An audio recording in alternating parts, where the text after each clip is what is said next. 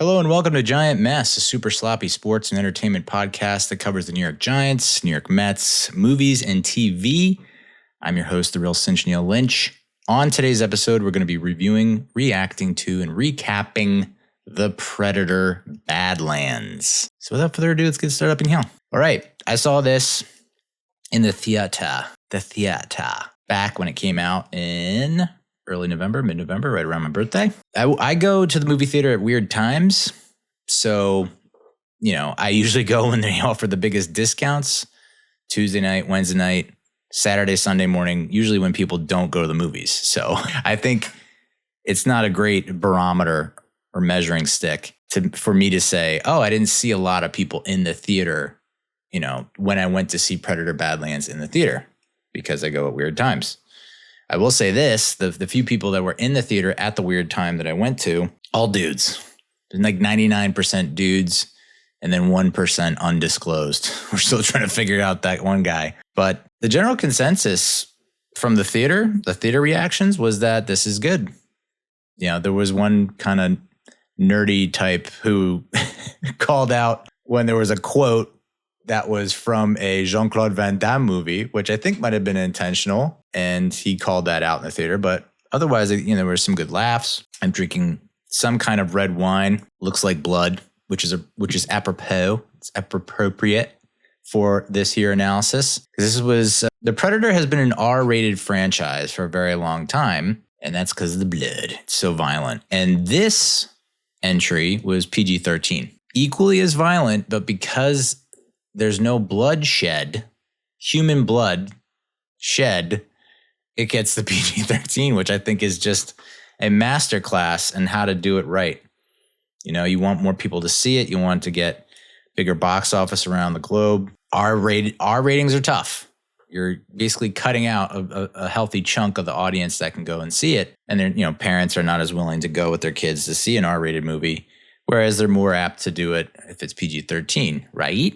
So, very smart move on the producers and directors' part to make this a PG-13. And I think, obviously you're going to have the fan backlash from the diehard fans who love the R rating and don't want to see that go away to appease stockholders or stakeholders or whatever holders you got Holden Caulfield. But they still brought what felt like an R-rated movie to the screen.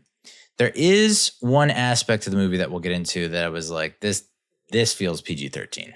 So, but The Predator Badlands is about a young predator outcast from his clan who finds an unlikely ally on his journey in search of the ultimate adversary. In this here episode, we're going to talk about the runt of the litter, the runt protagonist, Deck. Wait till you see my deck. The quote-unquote Gen Z Predator and the amazing technical achievements that were accomplished in this movie that I don't know if they got nominated for any awards. Sad. I watched the Oscars for the most part. I don't remember them doing visual effects, and it feels like The Predator Badlands got snubbed. I keep saying The Predator Badlands. It's just Predator Badlands, dude. There's no the. We'll talk about the synthetic sisterhood that existed between two different characters played by the same person, which seems to be avant-garde right now. It seems to be the trend, what's hot, right? You had Sinners with Michael B. Jordan playing two different characters, twins, Smoke and Stack. There's another movie that just came out on Hulu this past weekend that I didn't watch called Mike and Nick and Alice. And two of those four characters is played by Vince Vaughn. So I assume are they twins? Are they not? But that seems to be a common occurrence and theme. And I wonder if because of Sinners' success and how it won awards, big time awards, I wonder if that's not going away anytime soon, that you're going to see a lot more of that. But Elle Fanning plays dual roles in this here flick and does a phenomenal job, to the point where I thought, because she's not a twin. She has a sister, Dakota, who looks somewhat similar to her. And when I first was introduced to this other character, also played by Elle Fanning, I was like, no shit. They got fucking Dakota Fanning to also be in this? That's sweet. It makes me think of Monarch Legacy of Monsters, where they have both Kurt Russell and his son Wyatt Russell playing the same character, just in different time periods. It's like, that is, man, gets me right in the feels. We'll talk about Genna. Who can I turn to? No, not Jenny. And it might be Genna. It's been a while since I've watched this. Obviously in the theater in November, I came away thinking, we're back, baby. Predator Badlands, the Predator franchise, the IP is back. I mean, I said that with Prey, and Predator Badlands exists because of Prey. Prey came out 2022, I want to say, summer, possibly, spring, and did not go in the theaters, went straight to Hulu, and I loved it. And I thought at the time, I swore that I did a little mini review on this, but I guess not. I must have just mentioned it in passing, where I did a very quick recap of where Prey ranks amongst the other Predator films. And I think I had it right below the OG. That's how good Prey is. And it's amazing that despite the high ratings from critics, favorably reviewed and audiences alike, very high scores on Rotten Tomatoes, I go to my friends who, were in our mid 40s. We grew up on Arnold Schwarzenegger's Predator. I think they just lost interest in it. And it makes sense. It's called growing up, Neal. It's called maturing and growing up. You're a big boy now. But a lot of them are like, whoa, there was a new Predator movie? And I was like, yeah, it's called Prey. That's probably why I didn't think it was a Predator movie, because it was called Prey. But if they kind of gave little subtle hints there in the movie poster that it was a Predator movie. And I remember watching that and thinking, all right, they got something here. I like how it was shot. Soundtrack was great. Acting was good. Dialogue was good. Action was great. It was just, they nailed it. It was like, this is the spirit and the heart of Predator.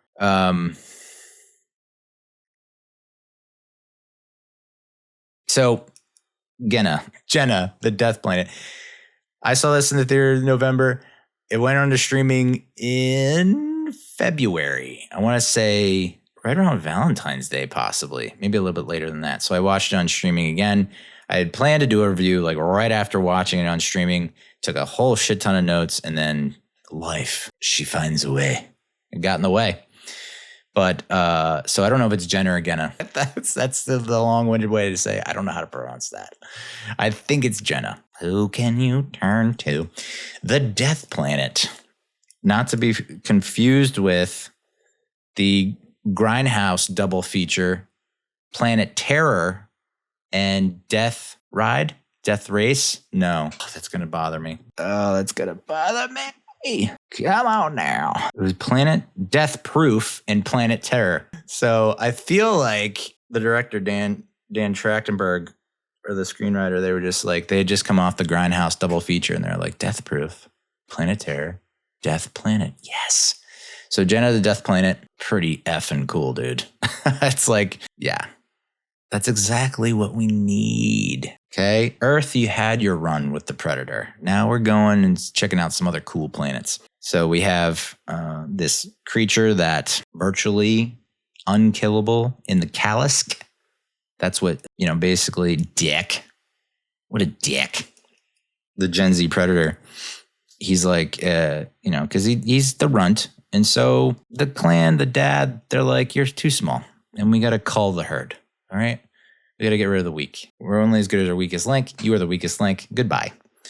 And so they try to off him. And so, he's big, that's why who can relate? I can relate to Deck, because it's he's just trying to prove himself, constantly trying to prove himself. Underestimated, underrated, overlooked. And, basically the whole clan's like, you're nothing, kid. You're worthless. He's like, I'll prove it to you. I'm going to go to a planet that's called the Death Planet, where everything dies. And I'm going to take down the biggest, baddest creature on that planet, the Kalisk, which even the father of the clan couldn't defeat or is scared of. We'll also talk about the lore, the cameos, and the mother. Some theories about the ending. Very cool ending, setting something up. Not sure how it's going to go, but I love it. and links to the Killer of Killers, future of the franchise, where this sits and stands in terms of the whole chronology of things, and how after the mid-2000s run of like, not failures, but just kind of like disappointments when it came to the Predator franchise, how the two guys who have recently helmed the ship, captained the schooner of two separate franchises, we need to keep them as the showrunners, as like the head honchos, the creative types, get their asses together in a room and just go hog wild building out this universe, because it's got a lot of potential right now after what happened recently, which we'll get into. So yeah, I'm hinting at it. No spoilers. I don't want to spoil it for you. I guess they kind of did with a lot of the marketing and the promotions, you know. You could probably, if you're a fan of either franchise, you could probably put 2 and 2 together, but I don't want to, you know, hey, we'll get to it, I guess. I'll throw out the spoiler alert once we get to it, but it's kind of like, I already kind of hinted at it. The marketing is hinted at it. They've kind of mentioned this synopsis in the logline. It's like, you kind of know.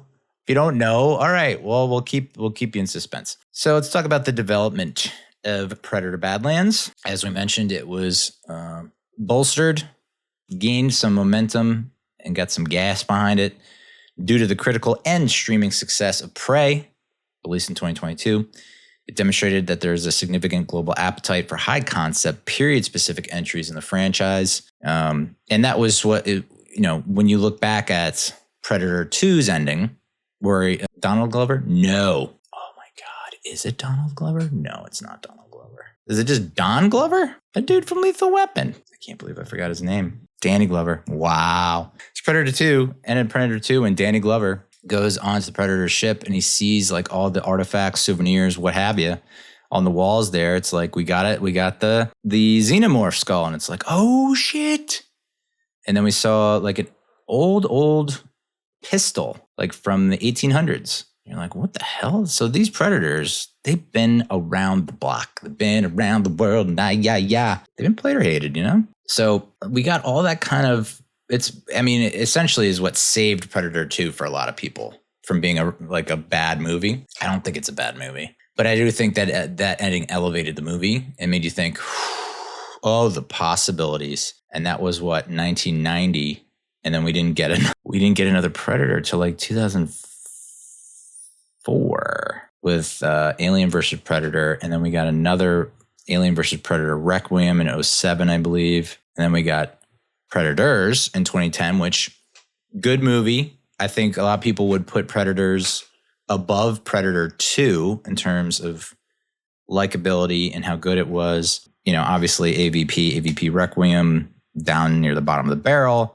AVP is significantly better than AVP Requiem, but I think you'd be hard pressed not to find people be like, yeah, there were misfires. Like had such high expectations after what happened in Predator 2. It just sucks it took so long. 14 years. You set it up at the end of Predator 2, and I guess because of how Predator 2 wasn't as successful as Predator 1, they thought that's that. But I think if social media existed back then and people had more of a voice, the consumer had more of a voice, they'd probably understand, no, there's an appetite here. There's an appetite. So it's good to see that we're finally getting to that end scene in Predator 2 is now coming to fruition. We got to see it with Prey, the connection there with the pistol that the French Furman? No. Skinners? No. They wear pelts. They deal in pelts.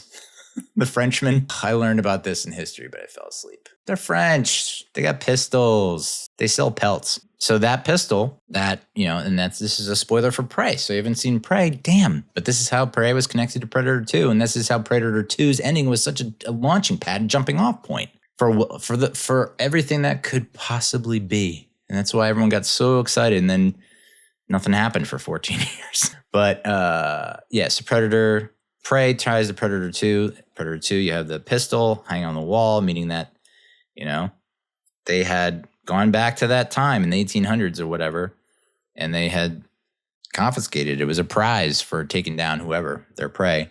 And then in Prey, you actually see the Frenchman who has the gun that ends up on the wall in Predator 2. Because Prey takes place in the 1800s or way back. Even back before Snapchat, way back then. So that was cool tie-in. I just like how they're not just, I don't know. They're taking care of the franchise. They're emotionally invested in it.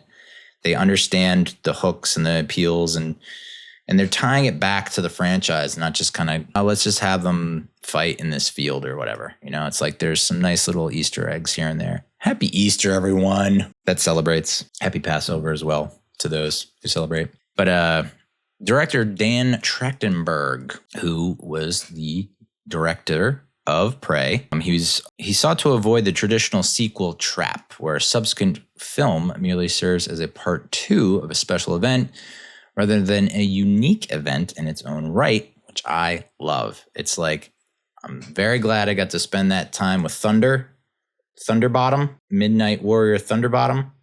I forget her name. Very happy we got to spend time there and see their world and see how someone can take on such an advanced being and come out on top. Spoiler, dude.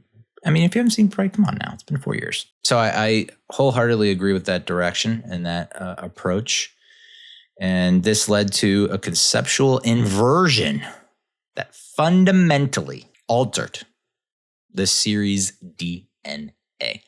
Trachtenberg's primary creative spark for Badlands was the long-standing fan inquiry, why does the predator always lose? I thought that was really funny because I never really thought of it that way. I never thought that. That question never came across my mind. I'm like, God damn, they're the greatest hunters in the galaxy, in the universe. And they're like, for the past. I mean, I guess you could count AVP and AVP Requiem would be a win. So there's 2 wins there. But like Predator 87, nah.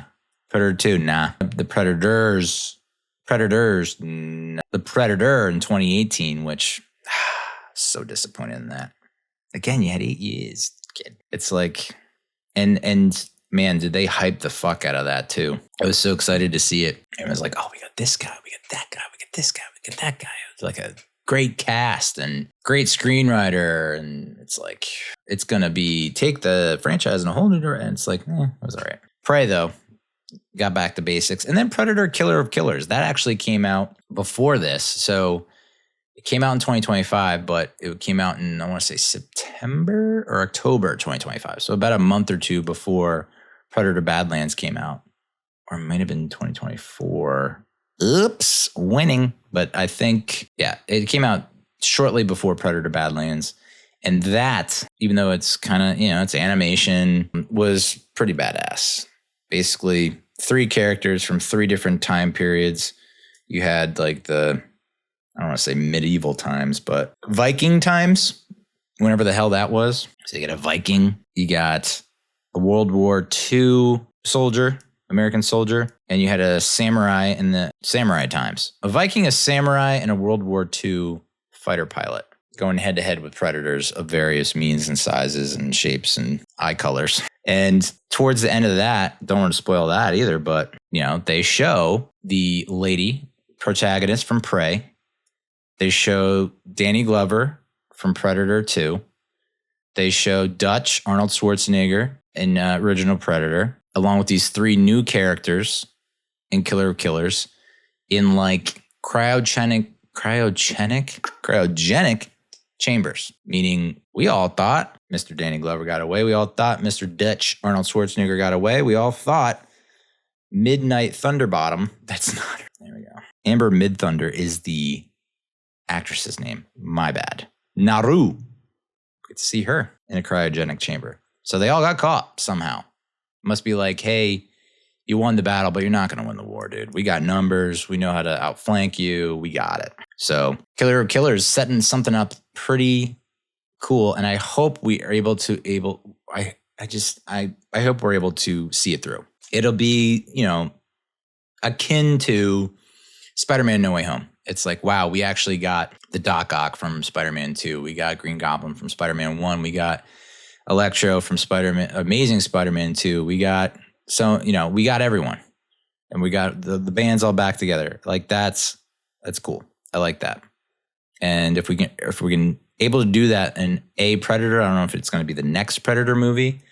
I'm all for it, man. To be able to get Danny Glover, he's still alive. Please, please, please be alive still. Yes. Okay. So, and this is where you might have to play around with AI a little bit. AI, it could be made where it's, Arnold as Dutch at the exact age that he was when he played Dutch in the 87 Predator. Danny Glover at the same age. I mean, what you could do, which they might have done in Gemini Man, and I forget what other movies, but adaptation with Nicolas Cage as Charlie Kaufman and his brother. You have another actor, and they did it in Sinners, but you have another actor fill in that's that age, and then you just you take his face off and put it on his face. So you scan. I mean, it's not the same as de-aging, because in de-aging you have Brad Pitt in F1. They had a scene looking back in the 90s when he was up and coming superstar, and they de-aged him there. Of course, The Irishman is notorious for doing it first, but with Robert De Niro and all them. I'm not recommending that. I do think that the visual effects and AI could get to a point where you could slap it on another actor's face of a similar build and have it work that way. And that might be the future for franchises that people have, declared deceased because they think there is no future because the actors are too old. Like I saw a post on X about Contra. Like they should make a Contra video game. Movie. Up, down, left, right, select, start. AB. No, AB, select, start. I always get it wrong. It's amazing. And I always say it so confidently, like I'm getting it right, and I always get it wrong. But I went down a whole rabbit hole trying to figure out, like, okay, what modern day duo would work? Because like in this AI version of Contra, the movie, it was Sly Stallone and Arnold Schwarzenegger. And so I'm thinking, well, modern day, you would do, Chris Hemsworth and Henry Cavill, or you would do, that dude from Reacher and the guy who played Dr. Manhattan in the Watchmen TV show and who played Wonder Man in Disney Plus. Like, that would be an interesting combo. John Cena and The Rock, like just, I was thinking of modern day, and then I was thinking, if this guy can do this with AI, and granted it's only like a minute long video, if that, we should be able to figure out a way to do it with Arnold Schwarzenegger and Sly Stallone, and even have it set in the 80s so that people are not that thrown off. It's be like, oh, we found lost footage from the Contra mission. It has to be coming down the pike. I just feel like it just takes one to be successful in a theater, or at least, I don't know, financially. And then people are going to run with that, and then it might get oversaturated. Yeah. The other thing I was thinking about was, because I've seen this other clip about Harry Potter, like the new Harry Potter series. I don't understand why they made it. I don't understand why it's coming out. It looks like it's just a movie in TV form. I don't understand. But people have been taking those scenes and then remixing it with AI to be more like modern day slang and jargon, and it's like looks great, sounds great, seamless, but it's like it's not for me. Harry Potter overall, I've been telling myself repeatedly, like, oh, I'm gonna get into Harry Potter. I'm gonna binge the whole movie franchise, all the movies, and I can't bring myself to do it. I'm like, I just don't think it's just not my wheelhouse. I don't know why, but I think that might be the future. Is like, how now on baseball broadcasts, I don't know if they do it in football, but in baseball broadcasts, a lot of the new streamers are allowing you to pick the broadcast. So you can do, if you're watching the Mets versus the Dodgers, you can do the Mets radio broadcast team, or you can do the Dodgers radio broadcast team, you can do the Mets TV broadcast team, Dodgers, you can do the national feed, you can do the alternative feed. I feel like you're going to see that, you might see that with movies and TV shows in the future, where it's like, all right, I want this version to be like this and not this. And they can just on the fly tweak it. And then we're going to be even more hyper personalized and fragmented and shattered. And we'll have nothing to talk about. It'll be like, oh, I didn't get that version. I got the version where he's a woman. And yeah, I like to go down tangents. So why does the predator always lose? That was the question we were trying to answer there. So he sought to address a key narrative problem. The galaxy's most proficient hunter, the predator, was consistently defeated by human characters. He resolved this inconsistency by centering the story on the predator itself, effectively making the alien hunter the protagonist. Fudge, yeah, dude. Yes, absolutely. And it's just like the ability, the genius level ability to just flip that and be like, yeah, well, what if the predator was the good guy? It's just like, hallelujah. Like, yes, let's do it. And I gotta say, the whole crew did a phenomenal job in humanizing the predator, making the predator deck character be ultra relatable and even got some humor. The facial expressions, which we'll get into, were top notch. It was like you're watching a living, breathing species, a different species, whereas before it just felt like it was very, physically imposing, intimidating, looks great, but can only do kind of the one thing. Now we get to see it the predator way more fleshed out and developed to the point now where it's like you can build, there's like now 1,000 stories you can tell because you've now done this in this movie. Everyone kind of thought, it ran its course. Franchise ran its course, blah, blah. And the same with the other franchise. It's kind of, well, what this one going on back. So initial concepts explored the predator fighting Nazis during World War II. And I'm just glad they didn't go that route. That's like the ultimate fail-safe last resort creatively. Is this like, well, we can have them kill Nazis. And everyone's like, well, I can't disagree with that, because if I disagree with killing Nazis, then it looks like I'm a Nazi, and I don't want people to think I'm a Nazi. I'm not a Nazi. I'm not even German. So it's like, I'm just glad they didn't go down that road. I just feel like we've the Nazi thing has been kind of overkill. It's just like, I get it. Everyone loves seeing Nazis die and get killed, but if we mix it up a little bit.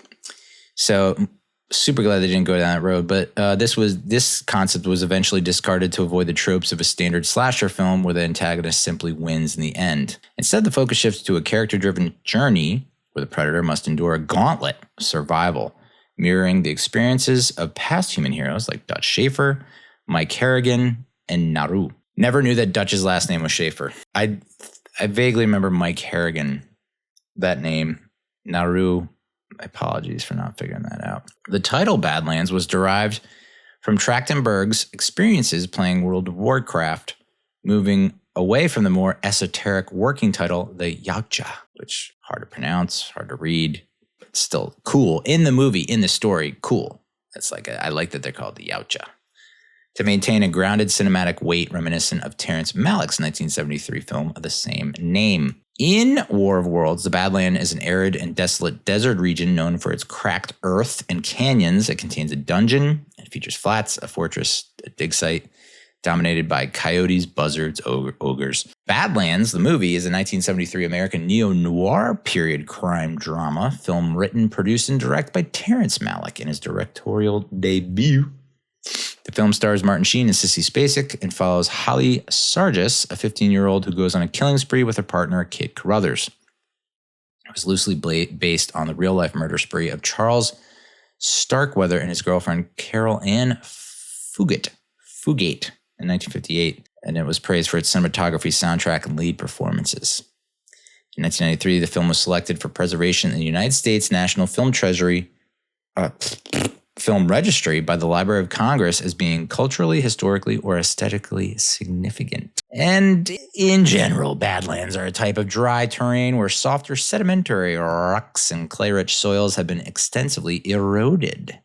They are characterized by steep slopes, minimal vegetation, a lack of a substantial regolith, which is dust or broken rocks, and high drainage density, ravines, gullies, butts, hoodoos, and other such husker don'ts, and other such geologic forms are common in Badlands.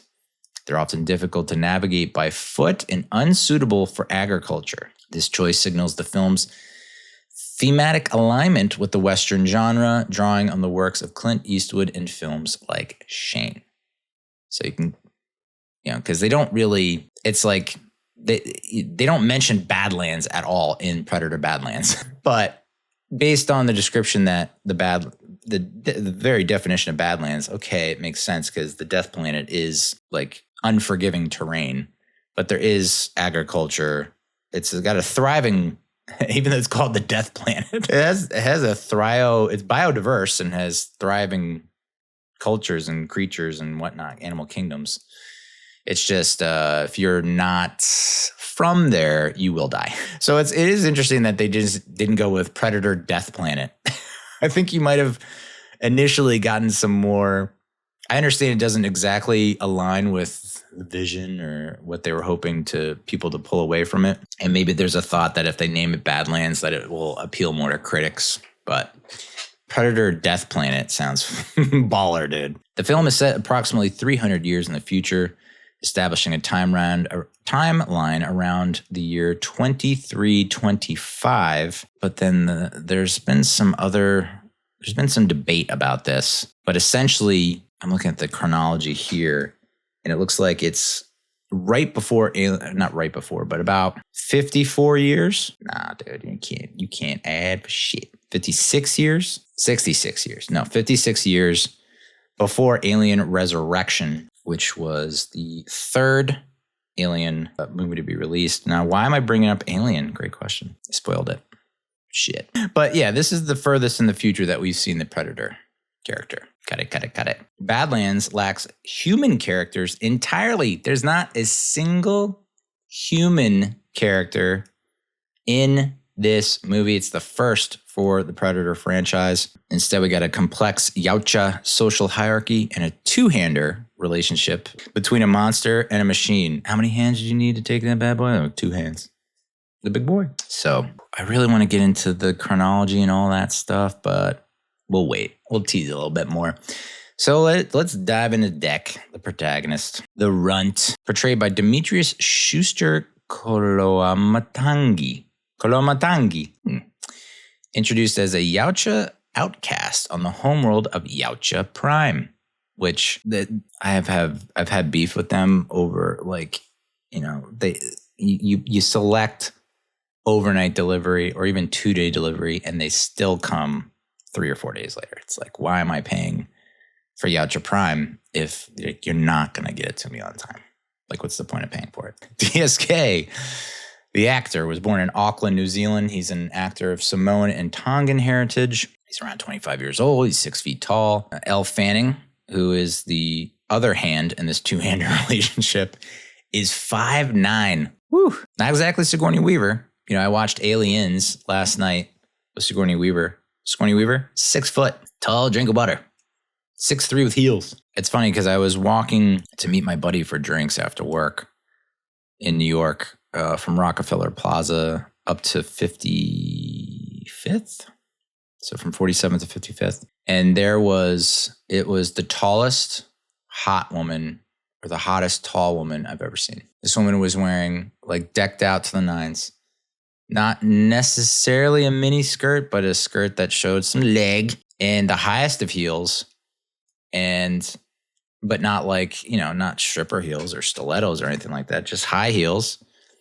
And you would think, like, if you're already a tall woman, I know there's some tall ladies out there who get self-conscious about how tall they are. They don't want to be that tall. And so they don't wear heels.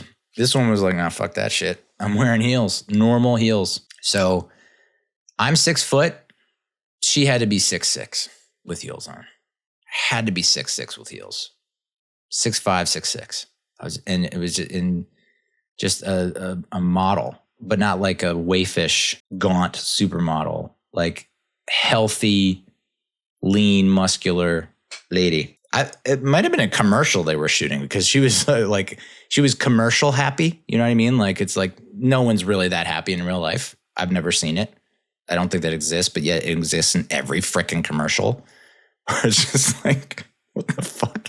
How are you all so goddamn happy? And why is the wife so hot? And why is the husband so, like, dull and boring or ugly? How is this possible? And everyone's happy. But that's what she looked like walking down the street. I was just like, wow, she looks like she's in a commercial. And then the dude who was kind of like with her, who's kind of trailing behind her. Maybe they're playing a little game of cat and mouse or whatever. Equally as tall. Like he was also 6'6", and I was just like, it's not. I don't even care if you like each other. If you can't stand each other, you have to procreate. We have to get you two in a lab ASAP. The world needs your offspring. Okay. So his Dex characterization as a runt or pint-sized powerhouse provides an immediate underdog quality that is essential for the audience empathy. Yep. Unlike the hulking antagonists of previous films, Dex's physical nature is a liability in his own culture, leading his father, the clan leader Najor, to order his culling. You better cull Tyrone. Cull him. Because you can't use my mom. I think it's Najor. Njohrr. Najor. Hard to tell. Yeah. I mean, you look at him and like, whoa, he looks badass. But then you see him standing next to his brother, who's towering over him. And then you see his father, who's also towering over him. I'm like, okay, yeah, this guy could need some growth hormones. Or I don't know. He needs that surgery that I still don't. I watched The Materialists, and the twist in The Materialists, because I don't think anyone that listens to or watches my show, I don't think anyone at all watches, like no one watches or listens, but I don't think anyone would give a shit if I spoil a twist in The Materialist. But like Pedro Pascal's, I already spoiled it. Yeah, the Pedro Pascal character gets this surgery that I don't know if it's a real thing or not, but they can break your leg bones in a way where they can put in an extra 6 inches of bones or something like that in your legs. So it's like you're 5'8" or whatever, 5'6", and then it's some kind of crazy surgery where they can break your leg bones, like below the knee, I want to say, or maybe it's right around the knee. And then they just place in like a 6-inch bone, sew it up, and you heal, and then you're 6 inches taller. It's like, there's no way this is a real thing. Maybe Dex should look into it. And then you really get a sense of like his size and how undersized he is when he is almost essentially standing eye to eye with Elle Fanning, Elle Fanning is 5'9". So, baby. Apparently Dex has a Gen Z persona, a label applied by fans due to his youthful energy and rebellious nature. Okay. I was going to look into like what are the most common traits of the Gen Zs, the Zoomers, I guess they're called, Gen Z generation. But I don't know. I feel like it's kind of weird to just like everyone, all these people were born during this time, and so now they all have this personality or trait or whatever. I just don't think it's probably not you shouldn't paint with that broad a brush. You know what I'm saying? It's a very broad brushstroke we're going with there. So, everyone's their own individual. I get it. I did not have that take when I was watching it. I wasn't like, oh, I'm literally watching a Gen Z, but I don't really hang out with a lot of Gen Zers.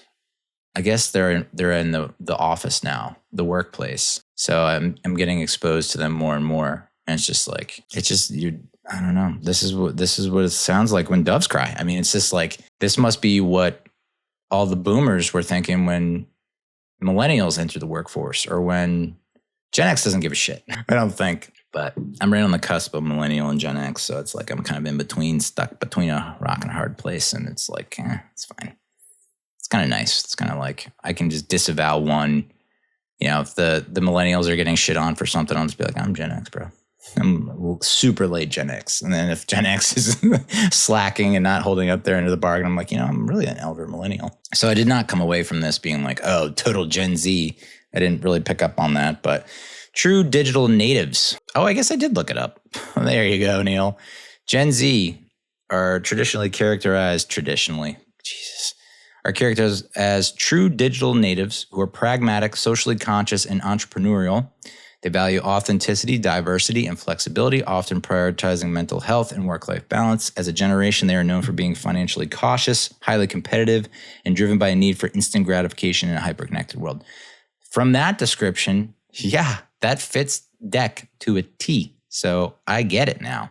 I just didn't put it together in the theater or on streaming. So, but Deck's journey is one of proving worth, as we mentioned, not through brute force alone, but through adaptability and the formation of unconventional alliances. The loss of his protected older brother, Kwai, serves as the emotional catalyst for his exile to the Death Planet, where he seeks the unkillable Kalisk. Is that a dick? Dick. That's some good dick. Let's talk about Thia and the synthetic partnership. And this is where I'm going to finally drop the spoiler alert card and we can actually get into the whole kit and caboodle with the chronologies and the timelines and the whatnots, crossovers. You probably have picked up on it now. And if you haven't, God bless your heart, you simple son of a bitch.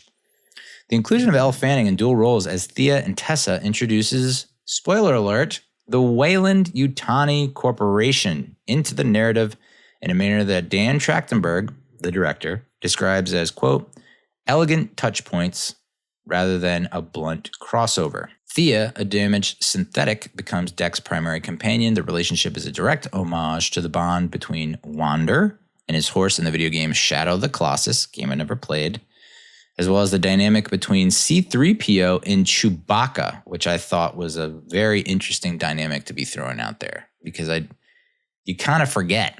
You're so used to, it's R2-D2 and C-3PO. It's R2-D2 and C-3PO. It's Chewbacca and Han Solo. It's Chewbacca and Han Solo. But then you get Chewbacca and C-3PO together, and it's like, this is comedy freaking gold, dude. I love that. If any franchises have stalled or they're looking for the next thing, that's the thing. Do the unlikely pairing.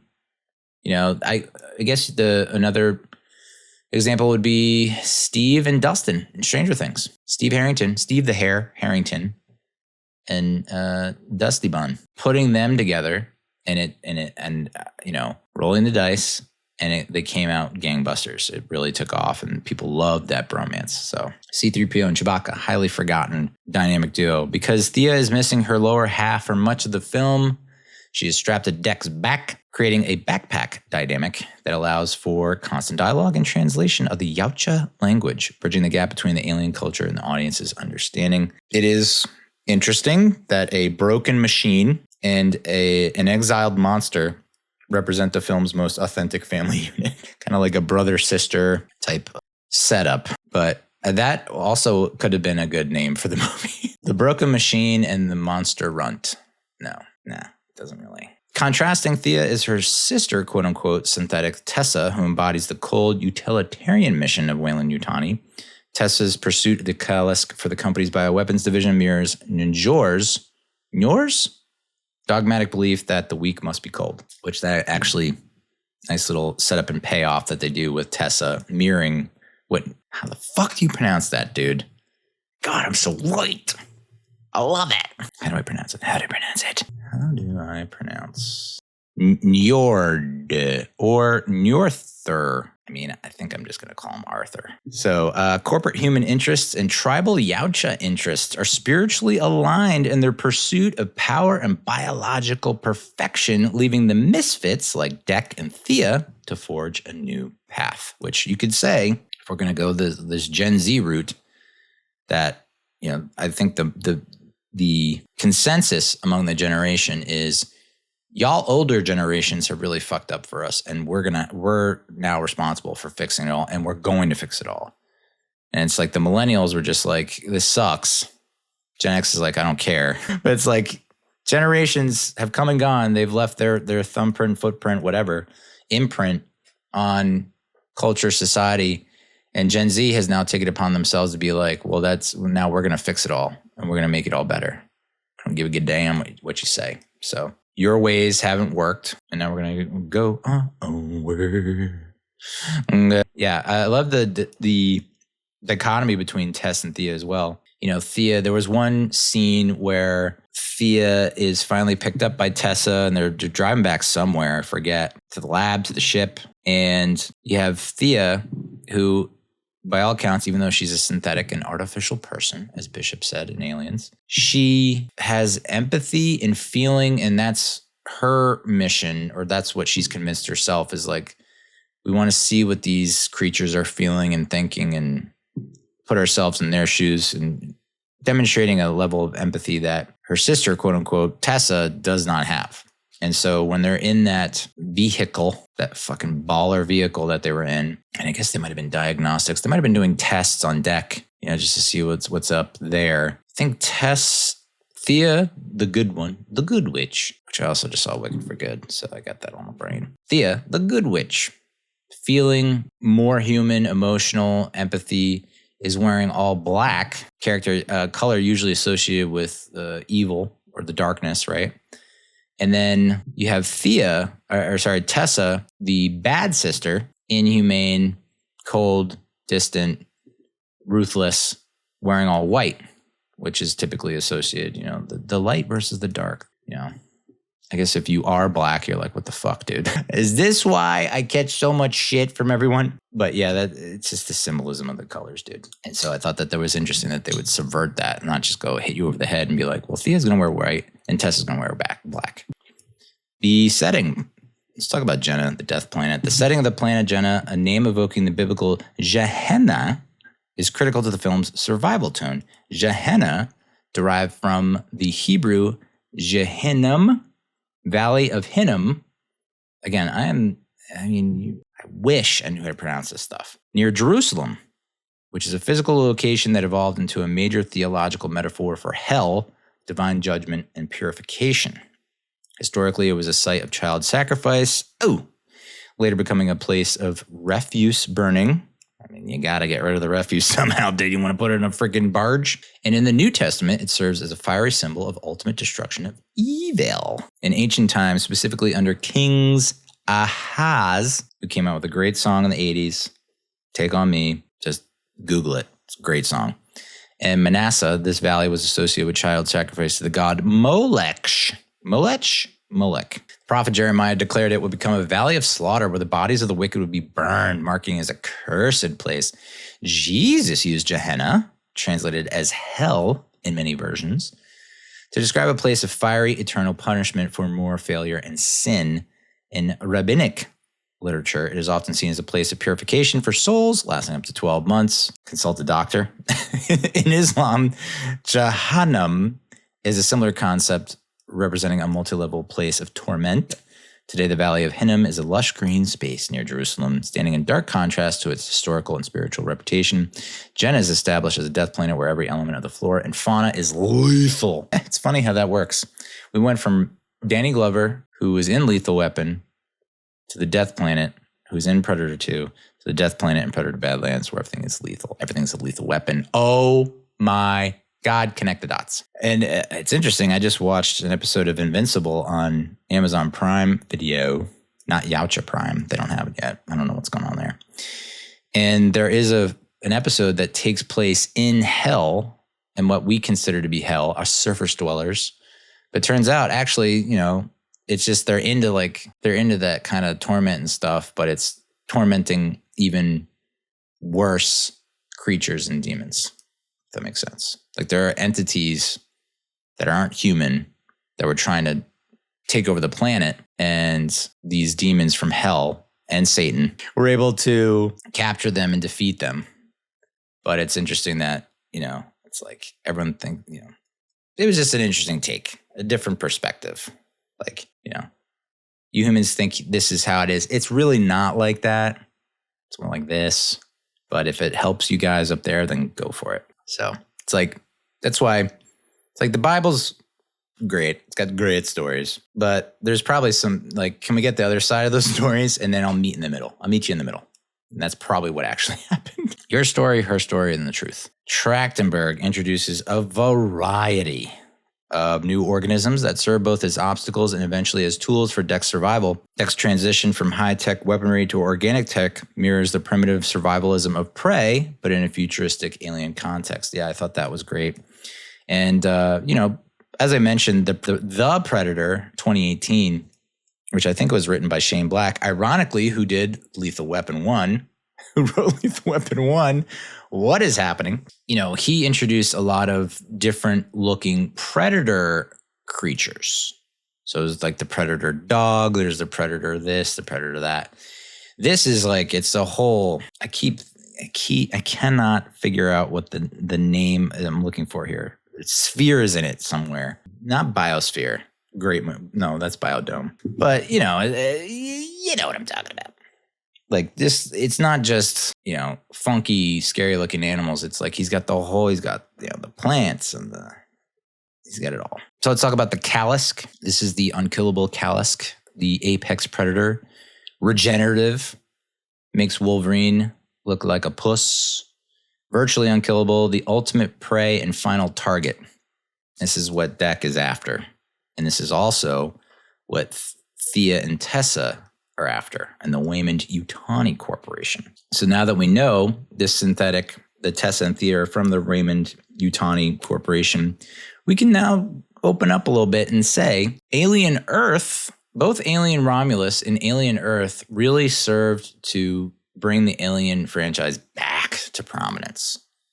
It's like, I love, Alien Romulus was something where it was like, it first came out, I'm like, it's an August release date, so that means that they don't think it's going to do well. We have not had a decent, I don't know. I have mixed feelings about like Alien Covenant and Prometheus, and there was one more in there somewhere. But, I kind of mixed feeling. I was like, it's hard to top Alien. It's hard to top Aliens.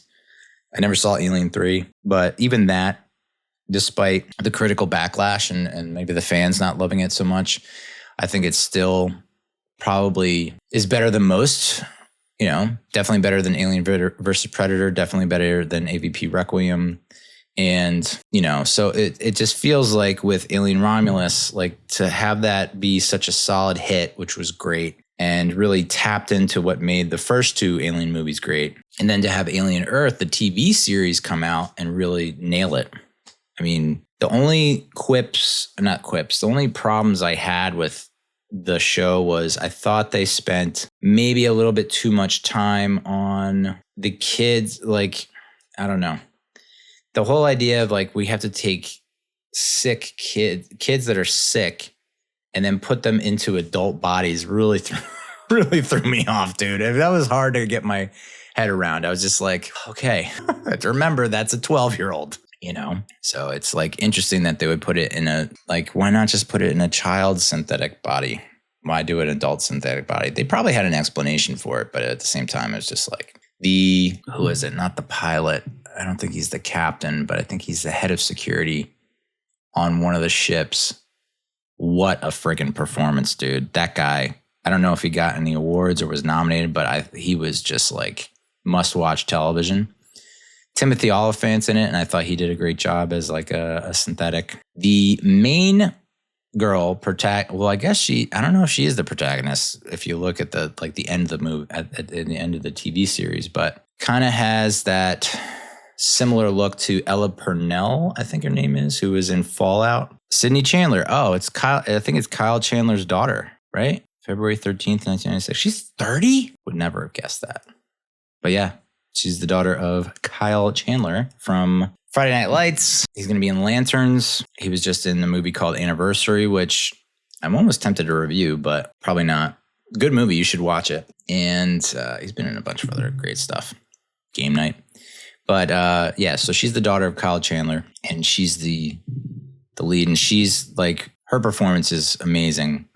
It's just the other synthetics that had like children's consciousness uploaded to them did not work for me. I was just like, oh, this is making me feel weird. And not like a cool weird, like a sad weird. And but that was my only beef with it. Otherwise, I thought like the first two episodes were incredible. Like the fact that they were able to set up in a crashed ship and there's sparks flying everywhere. It was just like there's constant motion happening on the screen, but it's not distracting. It's just providing great environment and ambiance. Like it just feels alive. Maybe that was the point. But I thought, just a fantastic job. And I want to say it's Dan Fogelman, but that doesn't sound right. Noah Hawley, which I think he did Legion. He directed a bunch of episodes of Fargo and Legion. Yeah, that's right. Legion was something that only ran for like 2 or 3 years, but man, that was a great show. Very, very weird. Had, what's her name from Parks and Rec? This is the second time I forgot her name in 2 straight episodes, and I hate myself for it. But yeah, Noah Hawley and Dan Trachtenberg. Those are the dudes that you gotta like, you have our full undying support. You have risen the dead. Happy Easter, everyone. I'm recording this on Sunday, April 5th, 2026. Happy Easter. Noah Hawley and Dan Trachtenberg have revived the dead. The Alien franchise and the Predator franchise were basically, you know, it's like no one could figure it out in Hollywood. And then Noah Hawley and Dan Trachtenberg came along and it was just like, how about this? I'm like, okay, yeah, that works. Let's do this. I forget who directed Alien Romulus. Fede Alvarez. Fede Alvarez? Let me see what his deal is.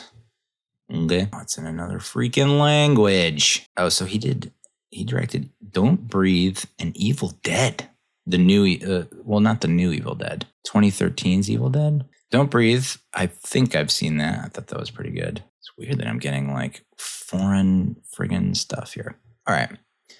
But these are the people that you need to, and this is what's going to be tough. Well, it seems like Dan Trachtenberg's in. It's like he did Prey.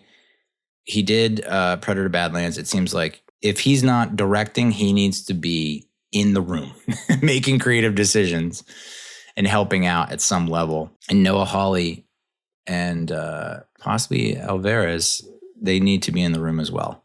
It's just like you guys have captured it. And that's the tough part, is that I think a lot of auteurs and directors, it's like they don't want to be tied down to one franchise. You know, they kind of want to get out there and show their versatility and tackle different challenges and whatnot. And so to find someone that wants to see the IP through and the franchise through and really flesh it out and develop it, not just, you know, contribute and be done with it. I guess that's what made Aliens so impressive, is that, you know, it's not the Alien director. It was James Cameron who directed Aliens. So he came in, he's like, just going to toss out a real cash banger that's going to like considered one of the best sequels of all time. And then I'm done with the franchise. Like, okay. You know, I certainly don't hope that's the case with Trachtenberg. But so we talked about the Kalisk. Here's another spoiler alert. We got the infant Kalisk Bud, small ape-like, initially deceptive, who ends up being Deck's sidekick and emotional anchor. This was the part of the movie that did feel, you know, to the fans saying, oh, they Disney-fied her, it's Disney-esque. It's like, this is the PG-13. Yes, this part of it is the PG-13 aspect. This is the most heavily PG-13 element of the movie, is Bud. You know, I wasn't too crazy about, I loved all of the visual effects. I'm not crazy about the Kalisks, but everything else was pretty cool. Bud specifically, it was just like, it felt like, this is borderline. Is this not, I don't want to say Jar Jar Binks because that's like crazy, but it did feel like, but ultimately it paid off. You know, I guess you could say the same when Deck first meets Thia, it's like, can Elle Fanning pull this off? And she starts to talk, and then she's talking a lot, and it's nonstop talking. You're like, oh no, is this going to be the movie where she's just super annoying the whole time? And he's like, he's just getting frustrated. And it's like, they walked a fine line, but they pulled it off. It was like, they could have gone down that route. And it's like, luckily they had enough smart people in the room to be like, okay, we're going to scratch the surface there. We're going to scratch it, just so she's a little bit of an irritant for him, but it forces him to grow. And, you know, you're going to eventually see different sides of her, different sides of him. So, you know, walking along the razor's edge, but pulling it off in the end. The bone bison, that was a cool animal. Armored, charges with immense force, provides bone for Deck's armor and weapons. The Lunabug, which you think is going to be like, you know, the whole time you're thinking, okay, this is just like some kind of slug type thing. And, you know, maybe it's like larger than your average bug, but it's not, you know, when you hear the word bug, you don't think, unless you're a big Starship Troopers fan, those are some big bugs in Starship Troopers. And so the Lunabug is actually a massive squid-like creature that hides in plain sight, represents the hidden dangers of Genna. The razor grass, That's fucking cool, man. Sharp enough to cut the Yautja's skin, used to craft organic wrist blades. Pretty baller, kind of similar to a Wolverine and his adamantium claws. Exploding slugs, volatile creatures that detonate upon impact. Those were used as improvised organic grenades. So cool. The acid-spitting snake, the high-velocity projectile acid, served as Deck's improvised organic plasma caster. So Deck, if you're thinking about it in terms of the military, maybe that's a good way to put it, where it's like he's not decorated, right? Deck ain't decorated. Deck ain't decorated. And so he doesn't have his shoulder cannon and his invisibility cloak and all the things that the cool predators we've seen in the past have. He doesn't have any of that. He has to earn it through going trial by combat by fire. He has to prove himself. And his dad's like, no, this dude's, he's a runt. We need to cull his ass because like he's not deserving of all these things that would make him a legit Yautja warrior. So for him, we saw in Prey, Naru she didn't have advanced technology, but she's fighting a dude with advanced technology. And so she has to come up with and use the resources that she has available to her, the natural elements, to defeat him. So it's in this one, they kind of flip it and they say, the Predator, now you're not going to have the advanced tech that we're all used to seeing you have. And now you have to use what you have available to you on this planet. Which, I mean, he did have a laser. Did he have a laser sword? Yes. He had a laser sword or plasma sword and a plasma bow and arrow when he first got there.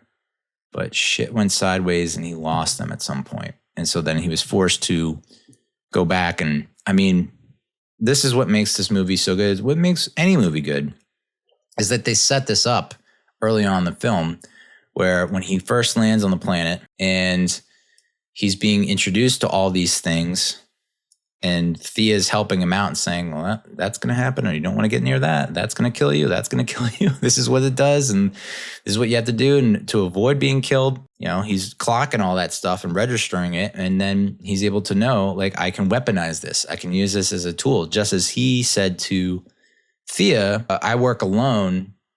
And here's a loophole in that whole work alone situation. You are a thing. You are a tool. You're not a person. So I can use you because you're a tool. Which I'm sure the feminists were out there were like, outrageous. Objectifying a woman like that. It's not a thing or an it.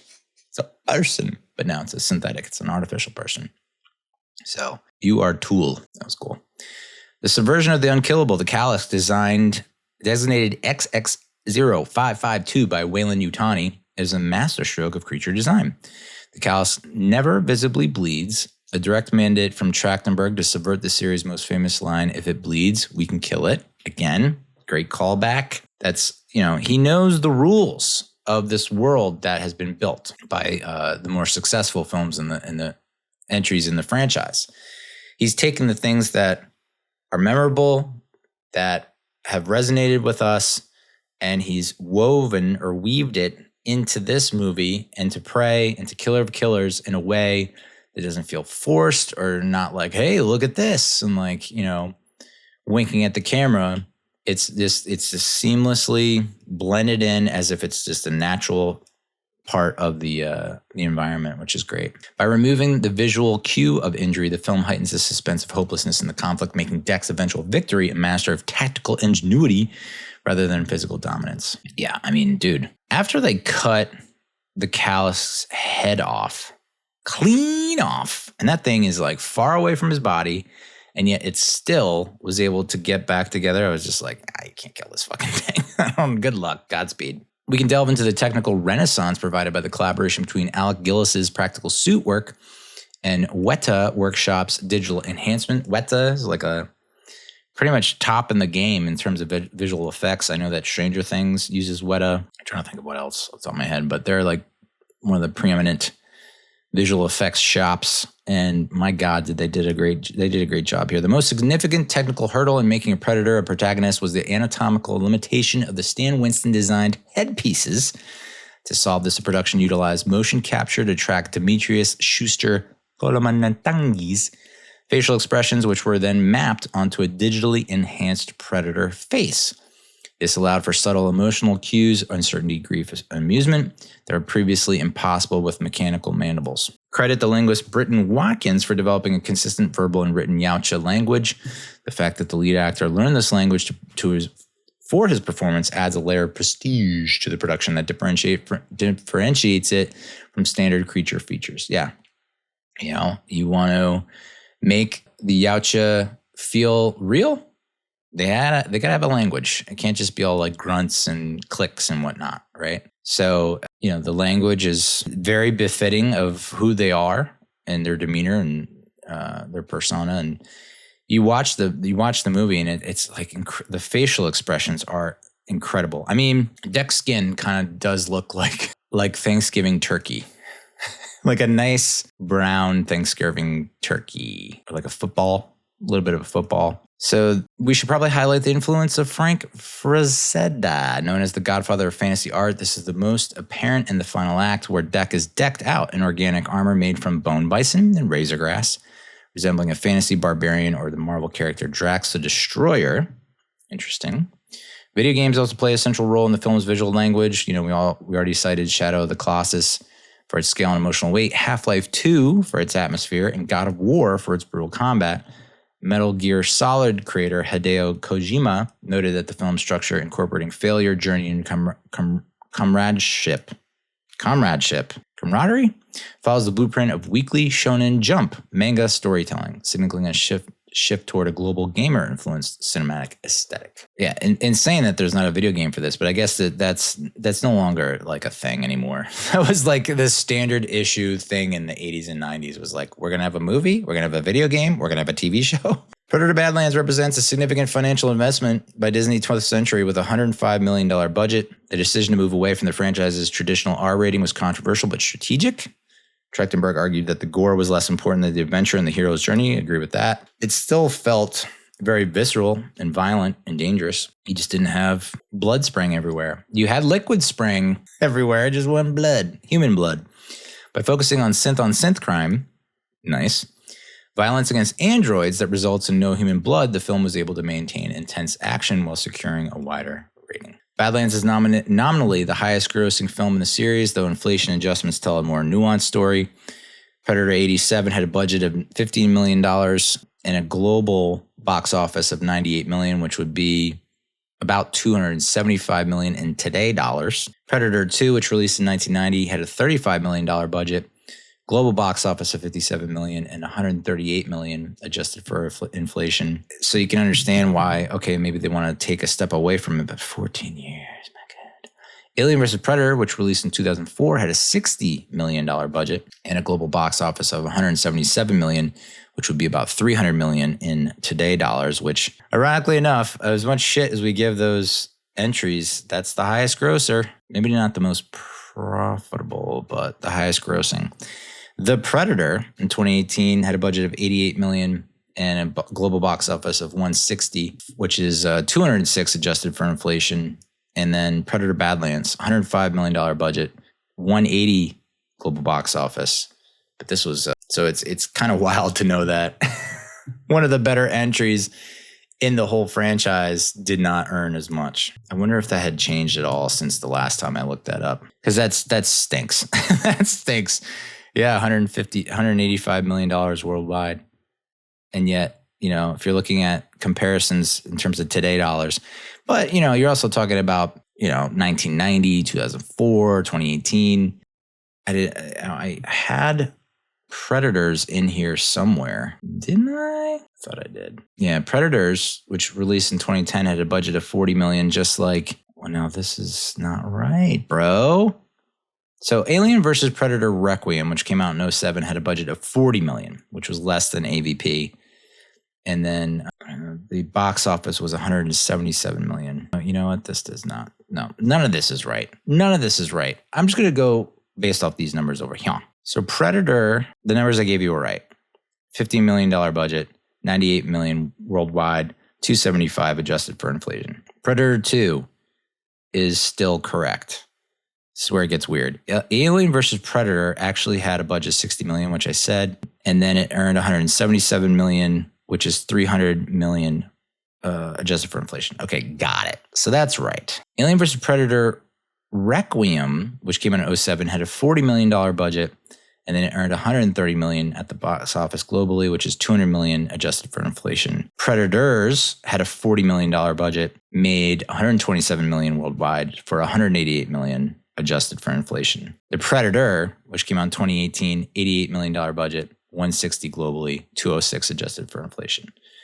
So technically, Predator Badlands is the second lowest grossing. When you adjust for inflation, is the second lowest grossing, which sucks because it's so much better than Predators, The Predator, Alien vs. Predator, AVP Requiem, and Predator 2. And I'd probably put it above Prey. If we're doing rankings that way, I would probably put it above Prey. It became the best, Predator Badlands became the best film premiere on Hulu since Prey, with nearly 9 million worldwide views shortly after its release. The Predator brand has transitioned into a premium streaming pillar for Disney, where the box office is merely the first step in a long-tail profitability model. So let's take a look at some Easter eggs, y'all. Shit, crossovers and Easter eggs. The Easter eggs that hint at a broader connectivity with the Alien franchise and the past Predator films. The trophy room aboard the Yautja ship features a collection of skulls that has sparked intense fan debate. You have the Independence Day skull, a skull resembling the Harvesters from the 1996 film Independence Day is visible. There suggests the possibility that Yautja hunt more than just Earth-based life. War of the Worlds theory. Some fans argue that the skull is actually from the 2005 War of the Worlds, which notably starred Dakota Fanning. A large humanoid skull above the human trophy is theorized to be an engineer from Prometheus, further linking the Ridley Scott prequel lore. The Arnold Schwarzenegger's Dutch and a xenomorph were included in holographic form in early drafts and temporary visual effects. Trachtenberg eventually truncated these scenes to avoid spending all the chips and to keep the focus on Deck's self-contained journey. However, the Duffer Brothers' voice cameo as the ship's computer remains a delightful hidden detail born from Trachtenberg's scheduling conflict with Stranger Things 5. You don't want to blow your wad on the first one. And that's like with Mario Brothers. When I saw Super Mario Brothers, I was like, I'm glad that they're incorporating some stuff, but they're not completely going hog wild, with all the references, and they'll get to it in future entries. I think that's the positioning that Trachtenberg is taking. It's like, hey, we've got a lot here. As long as we keep getting the green light, and that's the risk that you take is like, well, I don't want to blow my wad because I want to save some for the other movies in this franchise. But if this one doesn't do well, we won't be able to get to feature it. But it's good to show restraint. So looking at the 4 major entries here. So now we have Prey, which released in 1719, was set in 1719. It remains the gold standard for many fans due to its stripped-down survival and Amber Midthunder's stand-up performance. It reinvented the Predator's visual design, leaner, more primal, and Badlands builds on that by making the tech itself feel ancient despite being in the future. The flintlock pistol that I mentioned, connection from Predator 2, is the key lore link there. And then Alien Romulus, which released in 2024, is set in 2142, bridges the gap between Alien, which released in 1979, and Aliens, set in 1986, which I just watched the 86 Aliens last night. And they were basically going to the planet that had been decimated by the xenomorphs. They went there because they lost the signal. Went there with the Space Marines, and Ripley went there to try and save whoever's left.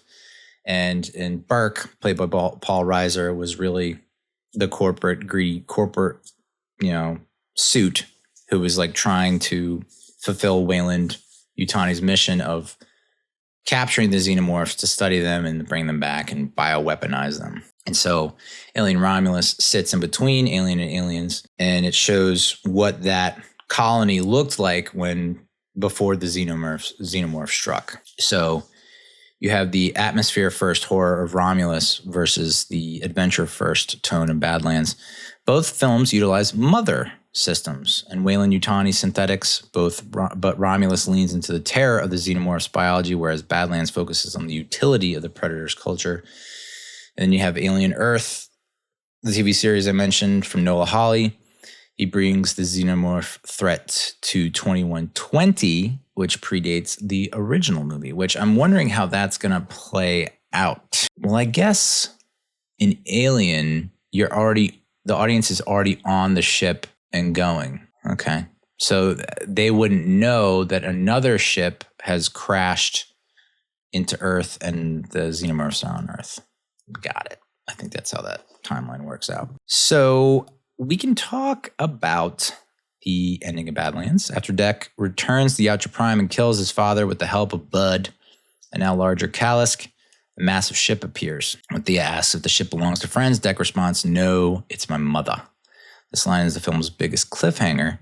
Fans speculate that the mother is an even higher-ranking warlord, perhaps the Queen Elder, who manages the true intergalactic empire while the males conduct hunts. That makes a ton of sense. Theory 2 links this to Ursa from Killer of Killers, suggesting a potential twist where Deck's lineage is more complex than previously thought. Because if you remember, at the end of Killer of Killers, everyone's, these people from different time periods, the Viking, the Samurai, the World War II, a soldier, are thrown into this kind of battle royale stadium type thing, fight to the death. And I believe Ursa is like the head honcho there. The matriarchal hunt is theory 3. In Yautja lore, females are often depicted as larger and more dangerous. This setup suggests that Deck's new clan, Thia and Bud, will have to face a traditionalist matriarchal force in the sequel. Okay. And I don't know. I mean, do you need to have Deck and Thia be the main protagonists in the next Predator movie, or are they part of it? I'm thinking like this is the Guardians of the Galaxy to what will or should be or could be their involvement in Avengers Infinity War or Endgame. Like we've established this trio, Bud, Deck, Thia, and now we plug them into a larger Predator movie that has Dutch and Mike Harrigan and Nehru and all that, like a battle royale situation. Or do you really think it would be another movie before we get to that? It's hard to envision. Just seeing how Killer of Killers happened, how they made that tie and that callback in Prey, expounded on it in Killer of Killers, and now they're touching on it in Badlands. It's like, you don't want to tease it too much. You know what I'm saying? There are ongoing discussions with Arnold Schwarzenegger to return as Dutch Schaefer, given that Killer of Killers established that Dutch is being held in cryopreservation in Yautja Prime. Stage is set for a live-action reunion. Potential sequel could see Deck, now the leader of his own rogue clan, teaming up with the frozen human legends to overthrow the corrupt Yautja elders. Yes, that's what I'm talking about. That'd be nice. Not have it so heavily focused on Deck and Thia and Bud, but they're a very integral part of it. Oh my goodness gracious. So where would I rank this? Oh, great question. So now we have, I think I still would put this number 2 with Prey as a very 2B. You got Predator, the Ridge, 87. That's number 1 with a bullet. I think you go Predator, Badlands, Prey very breathing down its neck. Predator, Killer of Killers, if you want to throw that into the mix, it's tough for me. I don't know if I could put that in there because it's a series, not a film, but you know what? Yeah, sure, why not? So then I would put Predator, Killer of Killers. And then Predators, 2010. Oh, I don't know if I'd put Predators, the Predator above Predator 2. I'd probably do Predator 2, then The Predator, then Alien versus Predator. But now we got to think about the Alien movies. Oh my God. So if we're doing both Alien and Predator movies, like a whole massive ranking list, I think you go, I just fucking love Predator. I just think I'm a sucker for Predator. So I would put, I can turn on Predator whenever and love it. But the same can be hold true with Alien and Aliens. You know what? I'm going to go Predator, Aliens, Alien, Predator Badlands, dude. Predator Badlands, Alien Romulus, Alien Earth. This just got fucking intense. Prey, Predator, Killers. Nah, I don't have an official ranking for this shit.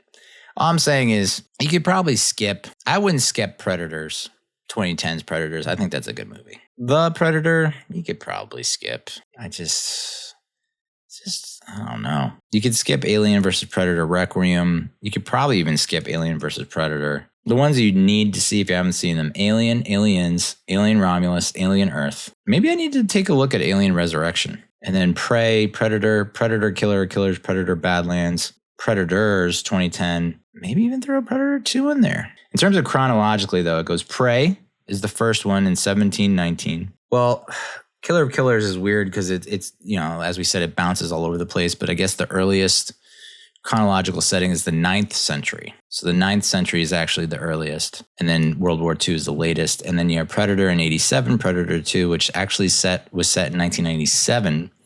Alien Earth Season 1, which was set 2 years before Alien in 2122. So we got 2120, Alien Earth, Alien 2122, which, by the way, my daughter might be alive in 2120. She plays her cards right, takes her vitamins, says her prayers, gets 8 hours of sleep a night. She might live to be 102 when Alien Earth is supposed to take place. But seeing how shit unfolds in Alien Earth, maybe that's not a great idea.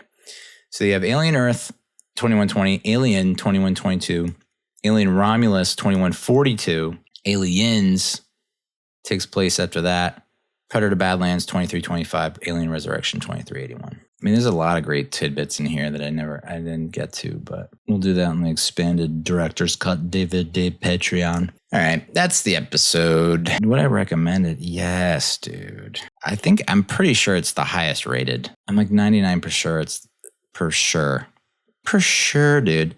I'm 99% sure it's the highest rated. 86% of all critics gave it a favorable review. 83% of top critics gave it a favorable review. On Metacritic, it's got a score of 71 out of 100. Audiences polled by CinemaScore gave the film an average grade of A- on an A+ to F scale, the highest in the Predator franchise to date. Received a 78% definite recommend. Consider me amongst the 78%. The critics' consensus is that director Dan Trachtenberg continues to take the Predator franchise in exciting new directions with Badlands, a rollicking adventure that transforms one of cinema's most iconic brutes into a hero worth rooting for. 95% of verified audience members gave it a favorable review with an average rating of 4.6 out of 5. 92% of all audience members on Rotten Tomatoes gave it a favorable review with an average rating of 4.5 out of 5. I gave it a 9 out of 10 on IMDb, it's a low 9 for me, dog. I love this movie. While some purists may miss the primal intensity of the original R-rated classic, Badlands adds surprising layers to deck the new Predator and sets up an exciting future for the iconic franchise. So, yeah, I mean, you're looking at some of these other Predator Killer of Killers did well with critics, and actually has a higher score on Metacritic. Has the highest score on Metacritic of all the Predator movies. The Predator has the worst. Predator 2 and the Predator in 2018 have the worst reviews on Rotten Tomatoes and Metacritic.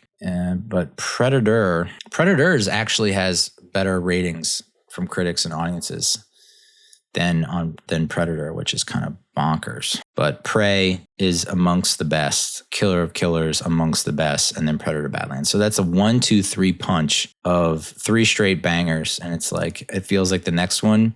Now that Predator Badlands is doing so well and people are talking about it, they're now referencing Prey. And so people might go back and watch Prey and Killer of Killers. And you're reigniting the passion for the franchise. So I think that, this next Predator movie, could be a big one. Trachtenberg stated he had 3 initial Predator films in mind to make. So there's Killer of Killers and Badlands, which won 2, and then a third that he intends to direct if Badlands is successful. I think it's successful. Does the studio think it's successful? In terms of global box office, maybe not so much, but on streaming, yes. Does that mean we're, seeing as the budget was 105, are they going to now crank that back down and we're going to, I don't know how you achieve what we're all hoping for in this next film, where it's like we get the whole crew back together for this massive battle. If you spent 105 on this and kind of broke even, maybe made a little profit, like, are they going to then double down and say, okay, here's 200 million? I mean, you get Schwarzenegger involved. I don't know. Discussions are ongoing with Arnold about reprising his role, and Amber Midthunder said the cast of the film was in talks with Trachtenberg for a sequel. So pretty cool. I'll leave you with this. I think on its own, maybe it would be tough for the studio to be like, yeah, we'll give you a $200 million budget to knock it out of the park. Now that you've established that there's like a real, more organic, ironically organic connection with the Alien franchise and Weyland-Yutani, I think you bring in that universe's fan base. Okay, that helps on a deeper, more integrated level. There's a third property that they could fold into the mix here that could really send people sideways and upside down, inside out. You're turning me. Blade Runner. Yes. Ridley Scott, director of Blade Runner 1982 and Alien 1979, has heavily implied that the two exist in the same thematic universe. The gritty, industrial, corporate, dystopian future is nearly identical between Blade Runner and Alien. Some expanded universe materials, like comics, concept art, games, imply that Weyland-Yutani eventually absorbed or replaced the Tyrell Corporation. Blade Runner has replicants. Alien has androids, similar tech, different branding. In Prometheus, there are subtle nods to Blade Runner, like Peter Weyland mentioning a mentor, which some fans think could be Tyrell. Alien is the far future legacy of the world Blade Runner started.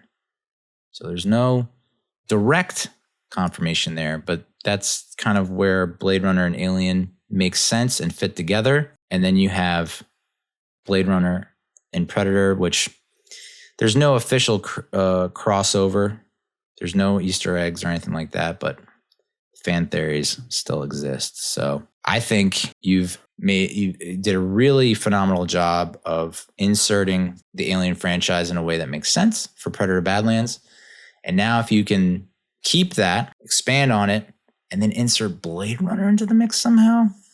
Again, if Blade Runner is a long forgotten distant past, then maybe it doesn't make sense. But if you can get Ryan Gosling and Harrison Ford in the mix, I don't know how you do it. It tickles my fancy, dude. But that would be cool. And maybe then you can convince studio heads to be like, let's just go all in and do it and make this like fucking awesome. I mean, did anyone think that Marvel Comics was going to assemble the Avengers and it would take off the way it did? But it did. So this could be, with their powers combined, Alien, Predator, and Blade Runner, possibly Independence Day. I think you should be able to get $150 million to $200 million to make a really kick-ass movie. All right, that's the review. That's the episode. Thank you so much for listening. Thank you so much for watching. Up next on the docket, we got a review of the New York Giants free agency moves, preview of the upcoming draft. I just saw Project Hail Mary, which I'm thinking about reviewing a little bit because that was one of the best movies of the year so far. Should be nominated for a lot of awards, should win some awards. Just had me tearing up. Nothing like seeing a grown man, 45 years old, by himself in the movie theater, going all Niagara Falls on everyone. So I might have to review that. I don't know if there's any TV shows that I could speak on. I've been watching a lot. I was thinking that I could do like an episode recapping everything I've watched over the past year and do a 1-minute review for each one of the shows and movies. I'm thinking about doing that. Or it's like if I watch, because there'll be some months where I'll watch 1, 2, 3, 4 times 3. Like I could watch like 10 to 12 movies in a month. So maybe that could be a monthly thing or quarterly, annually, bicentennially. All right, that's enough. Go watch the movie. Watch it. You'll love it. I loved it. The music, the visuals, there's comedy. There's some humor mixed in, which is great. It's not that cheesy, awful comedy that we would see in some Predator movies. It's like actual good time laughter. And man, as I mentioned in the Running Man review, where ironically I see that could become a TV series at some point. I don't see any future installments for the Running Man in terms of a movie franchise. It's hard for me to see. Predator is like flush now that they've, I think, successfully melded the two And there's now a spot for them to make sense given the creators and showrunners that you have in place with Noah Hawley and Trachtenberg. I think those are in a good spot. And if you can somehow get Ridley Scott back in the mix as like a creative consultant who's going to lend some help with Blade Runner, it's just like sky's the limit. But for now, that's it. So adios, muchachos.